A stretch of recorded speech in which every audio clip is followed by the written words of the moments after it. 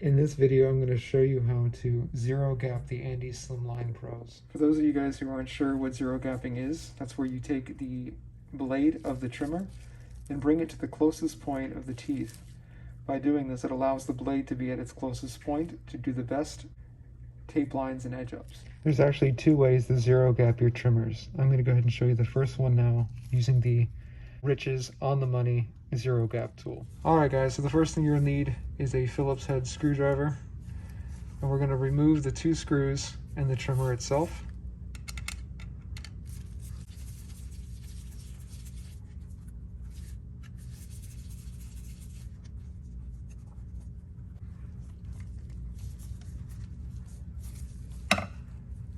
You want to make sure that your trimmer is as clean as possible, so if you have any hair inside of it, you make sure you clean it out. And if you look closely, you see two screws here. We'll go ahead and use the same Phillips. We're actually going to take out these two screws. Not all the way, we're going to leave them inside still, but we're just going to loosen them. And what that will do, it'll give us some room to actually slide the blade up. So now, using the zero gap tool, I'm going to place this blade inside of here, which has a tiny slant to it that allows the blade to meet up with the teeth.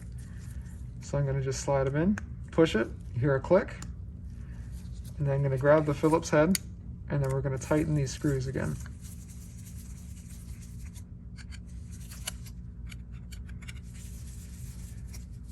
And then we can go ahead and remove the blade.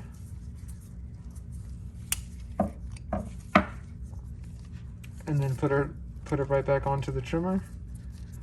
Put the two screws in.